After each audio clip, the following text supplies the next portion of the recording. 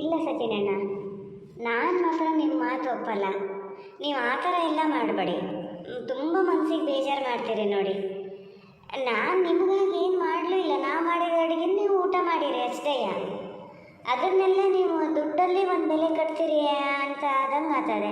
ಆ ಲೆಕ್ಕಕ್ಕೆ ನಾನು ಬಂದಾಗ ನೀವು ಅಷ್ಟು ಹೆಲ್ಪ್ ಮಾಡಿದ್ರಲ್ಲ, ನಾನೇನು ಮಾಡೀನಿ ಹೇಳಿ ಅದಕ್ಕೆ? ಅಲ್ಲಿ ನೀವು ಹಂಗೆ ಮಾಡಿರಿ ಅಂತಲೂ ನಾನು ಮಾಡಿದ್ದಲ್ಲ. ಮನೆ ಮಗ ನೀವು, ಈ ಮನೆಗೆ ಬಂದು ಸೊಸೆ ನಾನು. ನನ್ನ ಕರ್ತವ್ಯ ನಾನು ಮಾಡೀನಿ. ಅದನ್ನು ನೀವು ದುಡ್ಡಿಂದ ಅಳಿಬೇಡಿ. ಎಲ್ಲದನ್ನು ದುಡ್ಡಿಂದನೇ ಮಾಡೋಕ್ಕಾಗಲ್ಲ ಸಚಿನಣ್ಣ. ಒಂದು ಸಂಬಂಧ ಅನ್ನೋದು ಏನು ಉಳಿತು ನೋಡೋಣ ಹೇಳಿ? ನೀವು ಹಿಂಗೆ ಮಾಡ್ತೀರಿ ಅಂತ ಅಂದ್ಕೊಂಡಿರಲ್ಲ ನಾನು. ಬೇಡ, ನೀವು ದುಡ್ಡು ಮಾತ್ರ ನನ್ನ ಅಕೌಂಟಿಗೆ ಹಾಕೋದೇ ಬೇಡ. ಯಾವ ಕಾರಣಕ್ಕೂ ನಾನು ಅದನ್ನು ಇಟ್ಕೊಳಲ್ಲ. ನಿಮ್ಗೆ ವಾಪಸ್ ಹಾಕ್ತೇನೆ. ಮತ್ತು ಕೊಟ್ಟಿದ್ದನ್ನು ನಿಮ್ಗೆ ವಾಪಸ್ ಕೊಟ್ಟರು ಜಂಬ ಅಹಂಕಾರ ಆ ಥರ ಎಲ್ಲ ಏನೋ ಅಂದ್ಕೊಂಬೇಡಿ. ನಂಗೆ ದುಡ್ಡು ಮಾತ್ರ ಬೇಡ ಸಚಿನಣ್ಣ. ದೇವ್ರ ದಯೆಯಿಂದ ಈಗ ಸಾಧಾರಣ ನಮ್ಮ ದಿನ ದುಡ್ಡಷ್ಟು ಅನುಕೂಲ ಅದೇ. ಅಕಸ್ಮಾತ್ ದಿನ ಕಷ್ಟ ಆದರೆ ನಿಮ್ಮ ಹತ್ರನೇ ಕೇಳೋದಲ್ಲ, ಮತ್ತು ಯಾರ ಹತ್ರ ಕೇಳ್ತೀವಿ? ನೀವು ಅವಾಗೆಲ್ಲ ಸಹಾಯ ಮಾಡ್ತಿದ್ರಲ್ಲ. ಅಲ್ಲ, ಇದಕ್ಕೆ ಏನು ಬಂದದೆ ಅಂತ ನೋಡೋದು? ದುಡ್ಡು ಕೊಟ್ಟಿದ್ದನ್ನು ಬೇಡ ಅಂತ ಹೇಳ್ತೀನಿ ಅಂತದಲ್ಲ. ಅವ ಮಾಡೋದು ಹಾಗೆ. ಏನು ಅದರ ಅಕೌಂಟಿಗೆ ಹಾಕಬೇಕಿತ್ತ? ನಾನಿರಲ್ಲ, ಅದ್ರ ಗಂಡ ಆಗಿಲ್ಲೇ ಹೇಳ್ಬೋದಿತ್ತಲ್ಲ ನನ್ನ ಹತ್ರ. ನನ್ನ ಅಕೌಂಟಿಗೆ ಹಾಕ್ಬೋದಿತ್ತಲ್ಲ. ಗೊತ್ತವನಿಗೆ ಹೆಂಗೋ ಇದ್ರ ಅಕೌಂಟಿಗೆ ಹಾಕಿದ್ರೆ ಇದು ಇಟ್ಕೊಂಡೆಲ್ಲ ವಾಪಸ್ ಆಗ್ತದೆ ಅಂತ. ಅದಕ್ಕೆ ಆ ಥರ ನಾಟಕ ಮಾಡ್ತಾನೆ. ಇದು ಹಾಗಿದ್ದೆ ಪೆದ್ದಿ. ಏನೂ ಗೊತ್ತಾಗಲ್ಲ ಇದಕ್ಕೆ. ಎಲ್ಲ ಸತ್ಯ ಅಂದ್ಕೊಂಡು ಇದು ಮಾಡ್ತದೆ. ಏನು ಅವನಿಗಾಗಿ ಇಲ್ಲಿ ಖರ್ಚು ಮಾಡಲ? ದುಡ್ಡು ಆ ಥರ ಕೋಟಿಗಟ್ಟಲೆ ಇದ್ದಂಗೆ ಅದೇ. ಅದರಲ್ಲಿ ಸ್ವಲ್ಪ ಕೊಡ್ತಾನೆ. ಯಾಕೆ ತೊಗೋಬಾರ್ದು? ದೊಡ್ಡ ಇದಾಗಕ್ಕೆ ನೋಡೋದಿದು. ಅದು ಯಾವ ಮೈಕ್ದಲ್ಲಿ ಹಾಕಿದ್ದು? ದುಡ್ಡು ತೆಗೆದು ಅದ್ರ ಅಕೌಂಟಿಗೆ? ಹೌದಮ್ಮ, ಅಪ್ಪ ಅದಾರೆ, ನಾನಿದ್ದೇನೆ, ಇಲ್ಲ ಅಣ್ಣ ತಾನೆ. ಅವ್ರು ಯಾಕೆ ಎಲ್ಲರೂ ಕೊಟ್ಟಿದ್ರು ಅಂತಿರಲ್ಲ. ಬತ್ತ ಒಂದು ಮಾಡ್ತಾನೆ ಏನೇ ಸೈ ರಾಜಕೀಯ ದೊತ್ತಿಗೆ ಕಂಡಮ್ಮ. ಅದಕ್ಕೆ ಅವಳಿಗೆ ಅಷ್ಟು ಸಲಿಗೆ. ಯಾಕೆ ಹಾಕಬೇಕಿತ್ತು ನೋಡೋಣ ಅದಕ್ಕೆ. ಅದಕ್ಕೆ ನೀವು ಹಾಗೆಲ್ಲ ಅಂದ್ಕೊಂಬೇಡಿ. ಹಂಗಾರೆ ನಾನು ಹಂಗೆ ಯಾರೂ ಗತಿ ಇಲ್ಲ ಅಂತ ಹೇಳಿ ನೀವು ಬಂದು ಇಲ್ಲಿ ಇಷ್ಟು ದಿವಸ ಇದನ್ನ ನೀವು ನೋಡಿಕೊಂಡ್ರ? ನಾನು ಇದಕ್ಕೆ ಅಂತ ನನ್ನನ್ನು ನೋಡ್ಕೊಂಡಿದ್ದಕ್ಕೆ ಅಂತ ನಿಮ್ಮ ಅಕೌಂಟಿಗೆ ಹಾಕಿದ್ದಲ್ಲ. ಕುಂಕುಮ ಕೊಡ್ತಾ ಇದ್ದಾನೆ ಗೌರಿ ಹಬ್ಬಕ್ಕೆ ಅಂತ ಅಂದ್ಕೊಳ್ಳಿ, ಬಳಸ್ಕೊಳ್ಳಿ. ನಂಗೆ ಗೊತ್ತು ನಿಮ್ಮ ಹತ್ರ ದುಡ್ಡಿದ್ರೆ ನೀವು ಒಳ್ಳೆ ಕೆಲಸಕ್ಕೆ ಬಳಸ್ಕೊತೀರಿ, ಈ ಮನೆ ಒಳ್ಳೇದಾಗೋದಕ್ಕೆ ಬಳಸ್ತೀರಿ ಅಂತ. ಹಾಗಾಗಿ ನಿಮ್ಮ ಅಕೌಂಟಿಗೆ ಹಾಕಿದ್ದು. ಅದೇ ಹೇಳಿದ್ನಲ್ಲ, ನಿಮಗೂ ಒಬ್ಬ ತಮ್ಮನ ಅಣ್ಣ ಇದ್ದ, ಅವ್ನು ಕುಂಕುಮಕ್ಕೆ ದುಡ್ಡು ಹಾಕೇನೆ ಅಂತ ಅಂದ್ಕೊಳ್ಳಿ. ನೀವು ನೋಡ್ಕೊಂಡಿದ್ದಕ್ಕೆ ನಾನು ತಿರುಗಿ ವಾಪಸ್ ಕೊಡ್ತೀನಿ ಅಂತ ಮಾತ್ರ ಅಂದ್ಕೊಂಬೇಡಿ. ಅದಕ್ಕೆಲ್ಲ ಬೆಲೆ ಕಟ್ಟೋಕ್ಕಾಗಲ್ಲ.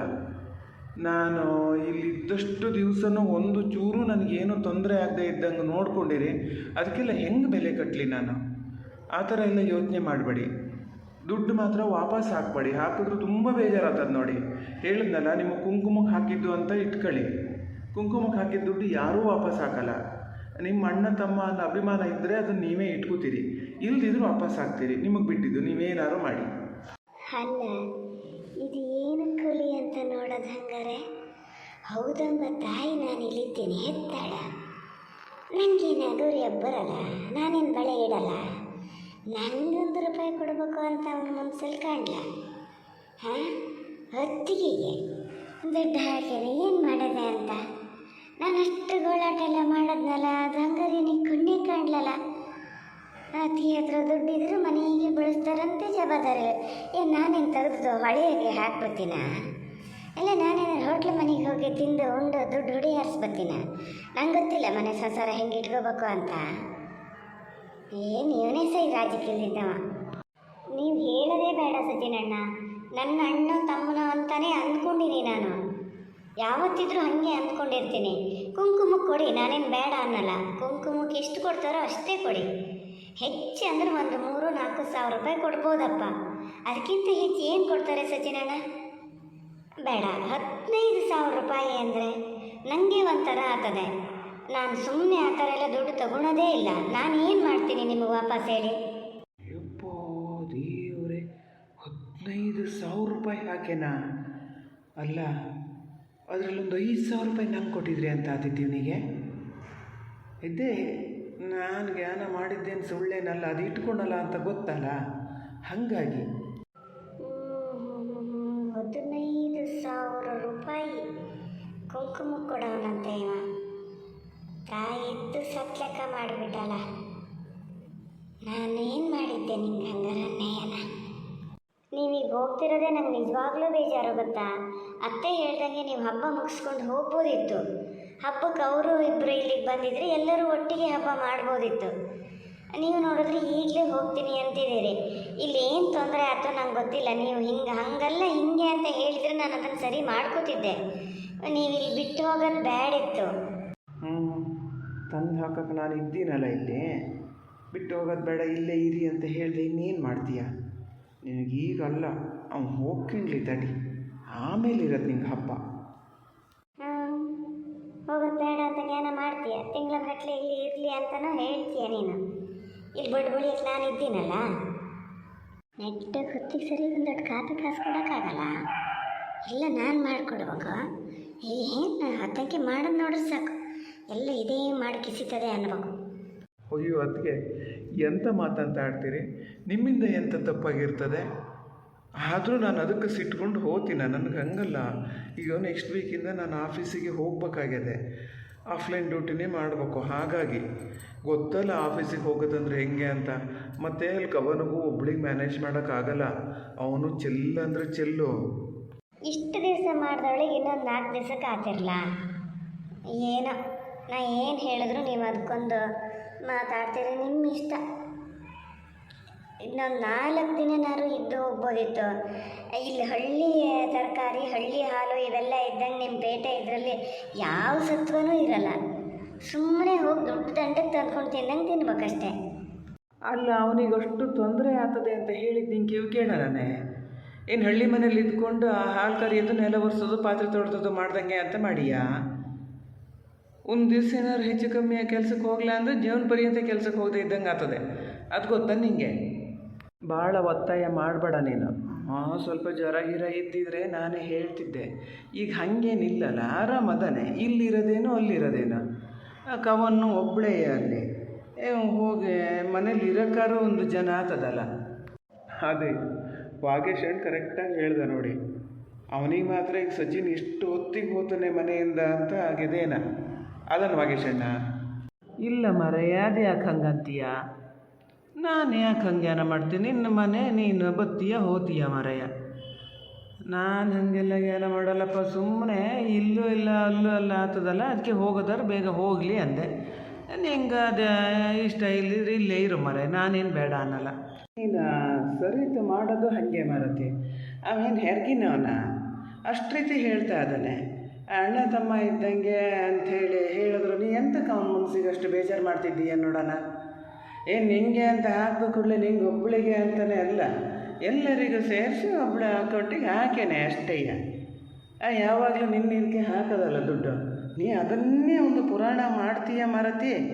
ನನಗೀಗ ಹೊತ್ತು ಆತೇನ ಗುಂಡು ಅವಾಗಲೇ ತಗೊಂಡಾಗ ಬ್ಯಾಗೆಲ್ಲ ಹಾಕಿಟ್ಟಾನೆ ಕಾರಿಗೆ. ನಾನು ಈಗ ಹೊಡ್ತಾರೆ, ನನ್ನ ಗಳಿಗೆ ಹೊಡ್ತಾರೆ ಅಂತ ನಿಂತೀನಿ. ನಿನ್ನ ಪುರಾಣನೇ ಮುಗಿಯಲ್ಲ. ಯಾವತ್ತು ನೋಡಿದ್ರೂ ನಿಂದು ಇದ್ದಿದ್ದೇಯ.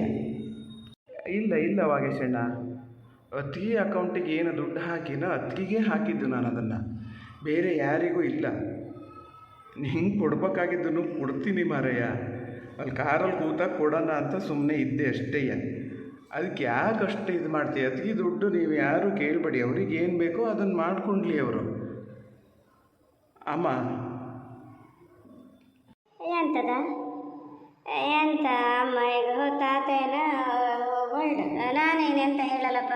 ನಾ ಯಾರ ಹತ್ರ ದುಡ್ಡು ಕೇಳಕ್ಕೆ ಹೋಗೋದು ಇಲ್ಲ. ಎಂತೆಂಥ ಕಾಲದಲ್ಲೇ ಯಾರ ಹತ್ರ ದುಡ್ಡು ಕೇಳಲ್ಲ, ಈಗ ಕೇಳ್ತಾ ಕೂತ್ಕೋತೀನ. ನಾನೆಂತ ಹೇಳೋದಿಲ್ಲಪ್ಪ. ನೀ ಅಮ್ಮ ಅಂತೇಳಿ ನನ್ನ ಕಡೆ ತಿರುಗಿ ಅಂತ ಹೇಳೋದು ಬೇಡ. ಅಯ್ಯೋ ಮಾತ್ರ ಅಮ್ಮ ಮಗ ನೀವಿಬ್ರು ಯಾಕೆ ಹಿಂಗೆ ಹಾಕೋದ್ರೆ ಮರತಿ ವಸಂತ? ಅಲ್ಲ, ಅವನು ಹುಷಾರಿಲ್ಲಿದ್ದಮ್ಮ, ಅರ್ಥದಲ್ಲೇ ಏನೋ ತೊಂದರೆ ಆಗಿದೆ ಅಂತ ಹೊಲ್ಟ್ಕೊಂಡನೆ. ಬರೀ ದುಡ್ಡಿಂದೇ ಮುಖ ನೋಡ್ತೀರಲ್ಲ ನೀವು. ವಾಗೇಶ, ನೀನು ಯಾಕೆ ಹಿಂಗಾದೆ ಮರಯ್ಯ? ವಸಂತನ ದೊಡ್ಡ ನನ್ನ ಹತ್ರನೇ ಕೊಟ್ಟನೆ ಅವ. ಗೌರಿ ಹಬ್ಬಕ್ಕೆ ಎಂತಾರು ಕರ್ಕೊಂಡೋಗಿ ಅಮ್ಮ ಕೊಡ್ಸ್ತಿ ಬಲ್ಲಿ ಸೀರೆನ ಇದನ್ನ ಅಂತ ಕೊಟ್ಟೆ ಅವನು ಹೊರಟನೆ. ಅಯ್ಯೋ ದೇವ್ರೆ. ನನ್ನ ತಲೆಗುಂಡಿ ಬೆಂಕಿದ್ದಕ್ಕೆ ಸುಮ್ಮನಾರ ಇದು ನಾನು ಅದೇನು ಹೇಳಿದೆ ಹಂಗೆ ನಂಗೆ ಏನು ಕೊಡದೆ ಹೋಗ್ತಿರ್ಲ ಹಂಗೆ 15,000 ಕೊಟ್ಮೇಲೆ ನನಗೂ 15 ಕೊಡ್ಬೇಕು. ಎಷ್ಟು ಅಂತ ಕೇಳದಾರು ಹೆಂಗೆ ನೋಡೋಣ. ಆಮೇಲೆ ಇದು ಮಾಡ್ತೀನಿ. 15,000 ಕೊಟ್ಟರು ಘನ ಅದೊಂದು ರೇಷ್ಮೆ ಸೀರೆನೇ ತಗೋತೀನಿ. ಇಷ್ಟಾರು ಒಂದು ಬುದ್ಧಿ ಕೊಟ್ಟನಲ್ಲ. ಆಸೆದೆ ಅಮ್ಮ ಅಂದ್ರೆ ಆಸೆದೆ ಅವನಿಗೆ. ಇಲ್ಲಪ್ಪ, ನಾನೇನು ನನಗೆ ದುಡ್ಡು ಕೊಡಲ ಮಾಡಲ ಅಂತ ಹೇಳಿ ನಾನು ಇದು ಮಾಡಿದ್ದಲ್ಲ, ಹೇಳಿದ್ದಷ್ಟೇ. ಅಲ್ಲ ಅವಷ್ಟು ಇದು ಮಾಡ್ತಾ ಇದ್ದಾನೆ. ಈ ಸರಿ ಇದು ಹೇಳದ್ನೇ ಇದು ಹೇಳ್ತದೆ. ಇದಕ್ಕಂತೂ ತಿಳುವಳಿಕೆನೇ ಇಲ್ಲ. ಹಂಗೆ ಅಷ್ಟೆಲ್ಲ ಪುರಾಣ ಮಾಡ್ತಾನೆ ಇಲ್ಬೇಡ, ಅವನಿಗೆ ಗೊತ್ತಾಗ್ತದೆ ಅಂದಿದ್ದಷ್ಟೇ. ನಡಿ ಸಚಿನ, ಹೋಗೋಣ ನಡಿ. ಯಪ್ಪ ದೇವ್ರೇ, ಏನು ಜನಗಳೇನ ದುಡ್ಡು ಅಂದ್ರೆ ಅದು ಯಾಕೆ ಹಂಗೆ ಬಿದ್ದು ಸಾಯ್ತಾರೆ ಅಂತಲೇ ಗೊತ್ತಾಗಲ್ಲ. ಥೂ, ಅವ್ರು ಹೋದ್ಮೇಲೆ ನಾನೇ ಕೊಡ್ತಿದ್ನಲ್ಲ, ನಾನೇನು ಬೇಡ ಅಂತಿದ್ನಾ? ನನಗೆ ಮಾತ್ರ ನಾಚಿಕೆ ಆದಂಗೆ ಆಗ್ತದೆ. ಸಚಿನ್, ಹಂಗಾರೆ ಹೊಳ್ತೀಯನ ನಿಧಾನ. ಇದನ್ನು ಕವನನ್ನ ಬಾಲಿನ ಕರ್ಕೊಂಡು ಹಬ್ಬಕ್ಕೆ ಬಾ ನೋಡೋಣ. ಹಬ್ಬಕ್ಕೆ ಬಂದಾಗ ವರ್ಷಕ್ಕೊಂದು ಸತಿನಾರು ಯಾವ್ದಾರು ಒಂದು ಹಬ್ಬಕ್ಕೆ ಬಂದ ಇದ್ದಾಗೆದರಿಗೊಂದು ಧೂಪ ಹಾಕಿಂಡಾಗ ಅಭ್ಯಾಸ ಇಟ್ಕೊಳ್ಳಿ ನೋಡೋಣ. ಯಾಕೆ ಹಿಂಗೆ ಮಾಡ್ತೀರಿ? ಏನು ದುಡ್ಡು ಕಾಸು ಕೊಡು ಅಂತ ಏನು ಹೇಳಲ್ಲ ಮರೆಯ. ಅದೇನು ನಮಗೆಲ್ಲ ಇನ್ನೊಂದು ದುಡ್ಡು ಇದೆಲ್ಲ ತಗೊಂಡು ಏನು ಹಬ್ಬಕ್ಕಾಗಿದೆ? ಬಂದು ಹೋಗಿ ವರ್ಷಕ್ಕೊಂದು ಸತಿನಾರು ಬಂದು ಹೋಗಿ. ಈಗ ಒಬ್ರಿಗೆಲ್ಲ ಒಬ್ರಿಗೆ ಹುಷಾರಿಲ್ಲ ಆಗ್ತದೆ. ಹುಡುಗಗೂ ಒಂದು ಮನೆ ಅಪ್ಪ ಒಂದು ಮನೆ ಅದು ಅನ್ನೋ ಇದಾರು ಗೋಟಿಗೆರು ಬೆಳೀತದೆ. ಬಂದು ಹೋಗು, ಹಬ್ಬ ಕಳೆದೆ ಹೋಗು ಅಂದೆ. ನೀ ಎಲ್ಲಿ ಕೇಳಿದೆ? ಹೌದಾ ಸಚಿನ, ಮಾತ್ರ ಗೌರಿ ಹಬ್ಬಕ್ಕೆ ಬರದೇ ಇರಬೇಡ, ಬಂದು ಹೋಗು. ಹೆಂಡ್ತಿಗೆ ಬರೋಕ್ಕಾಗದೇ ಇದ್ದರೂ ನೀವು ಒಬ್ಬನಾರು ಬಂದು ಹೋಗು ಮರಯ್ಯ. ಅದಕ್ಕೆ ಹೆಂಗೋ ಅಲ್ಲೇ ಒಬ್ಬಳಿಗೆ ದಬ್ಬೆ ಸದಿಯಲ್ಲ, ಬಾಲೆ ಕರ್ಕೊ ಬಾ ನೀನು. ಇಲ್ಲ ವಾಗೇಶಣ್ಣ, ಹಾಗೆಲ್ಲ ಮಾಡೋಕ್ಕಾಗಲ್ಲ. ಬರೋದಾದರೆ ಅಷ್ಟು ಜನ ಬರ್ತೀವಿ, ಕಷ್ಟ ಬರೋಕ್ಕಾಗ್ತದೆ ಅಂತ ನಾ ಹೇಳಲ್ಲ. ಒಬ್ಳನ್ನು ಬಿಟ್ಟು ನಾನು ಮಗನ ಕರ್ಕೊಬರೋಲ್ಲ. ಎಷ್ಟಂದ್ರೂ ಅದು ಸರಿ ಆಗಲ್ಲ ಬಿಡು. ಈಗ ಅದು ಹೆಂಗಿದ್ರೆ ಆಮೇಲಿನ ಕತೆ ಆತಲ್ಲ, ನಾ ಹೊಳ್ತೀನಿ ಆತ. ಏನು ರಾಜಕೀಯ ಹೆಂಡತಿ ಕಂಡಾಗ ಇವನೇ ಸೈ. ನೀ ಕರೆದ್ರೂ ಅದು ಬರ್ಬೇಕಾತಲ್ಲ. ಅದ್ರ ಪುನ್ಗೇನು ಅಂತ ನಂಗೆ ಗೊತ್ತಿಲ್ಲ. ಪೂರ್ತಿ ಅದ್ರ ಮುಷ್ಟಿ ಒಳಗೆ ಇದ್ದೀಯ. ಮತ್ತು ಹೇಳ್ತಾನೆ ಬಿಟ್ಟು ಬರೋದು ಸರಿ ಆಗಲ್ಲಂತೆ. ಬಿಟ್ಟು ಬರೋಕೆ ಅದು ಬಿಡ್ಬೇಕಾತಲ್ಲ ನಿನ್ನ. ಅದಕ್ಕೆ ಹೆದರ್ಕೊಂಡು ಬರೋಲ್ಲ. ಇನ್ನೊಂದು 4 ದಿನ ಇಲ್ಲೇ ಇದ್ದರೆ ಏನು ನಮ್ಮನೆ ಸರಿತಿಗೂ ಅದೇ ಥರ ಬುದ್ಧಿ ಕಲಿಸ್ತಾನೆ. ನಾನು ಸ್ವಲ್ಪ ಹಿಡಿತದಲ್ಲಿ ಇಟ್ಕೊಂಡಿದ್ದಕ್ಕಾಗಿದೆ. ಇದು ಹೊರಡೋಣ ಸಚಿನ, ನಡಿ. ಗೊಂಡ ಅವಾಗಲೇ ಅಲ್ಲೇ ಹೋಗಿ ಕೂತಾನೆ. ಏನು ಅಲ್ಲೇ ಕುಗುರ್ತಾ ಕೂತನ ಎಂತದ ಇನ್ನು ಇಲ್ಲ. ನೋಡಿ ಇವರು ಇನ್ನು ಹೊರಡಲ್ಲ ಹೆಂಗೆ ಹೋಗ್ತಾರೆ ಅಂತೇಳಿ ಅವ್ನು ತೋಟಕ್ಕೆ ಹೋದ್ನೇನು. ನಡಿ ಸಚಿನ.